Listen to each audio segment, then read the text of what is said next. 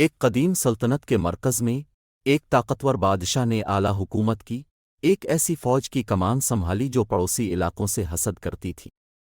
اس کے سپاہی اچھی تربیت یافتہ تھے، اس کے جرنیلوں نے تجربہ کیا اور اس کی حکمت عملی بظاہر ناقابل تسخیر تھی۔ بادشاہ کی فتوحات بے شمار تھیں اور ایک ناقابل تسخیر حکمران کے طور پر اس کی شہرت دور دور تک پھیل گئی۔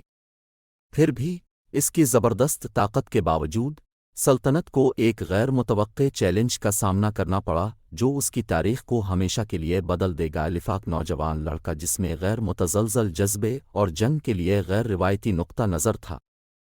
اگرچہ اس لڑکے میں جسمانی طاقت اور رسمی تربیت کی کمی تھی، لیکن اس کے پاس گہری ذہانت اور ملک اور اس کے لوگوں کے بارے میں موروثی تفہیم تھی۔ اس نے دور سے بادشاہ کی فوج کا مشاہدہ کیا، ان کی نقل و حرکت کا مطالعہ کیا اور ان کی کمزوریوں کی نشاندہی کی۔ وفادار دوستوں اور دیہاتیوں کے ایک چھوٹے سے گروہ کی مدد سے اس نے متعدد عمدہ حربے وضع کیے جس نے فوج کے حد سے زیادہ اعتماد اور وحشیانہ طاقت پر انحصار کا استحصال کیا۔ گوریلا جنگ، جالوں اور نفسیاتی حکمت عملیوں کا استعمال کرتے ہوئے لڑکے اور اس کے ساتھیوں نے خلل ڈالنے کی مہم شروع کی جس نے آہستہ آہستہ بادشاہ کی طاقت کو ختم کر دیا۔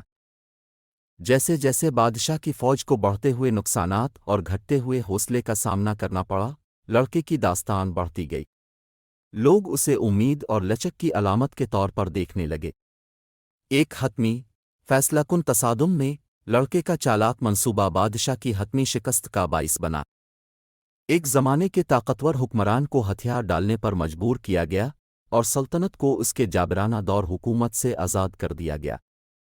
انڈر ڈاگ کی فتح کی یہ کہانی ایک لازوال یاد دہانی کے طور پر کام کرتی ہے کہ حقیقی طاقت تعداد طاقت میں نہیں، بلکہ حکمت، ہمت اور انصاف کے لیے لڑنے کے غیر متزلزل عزم میں ہے۔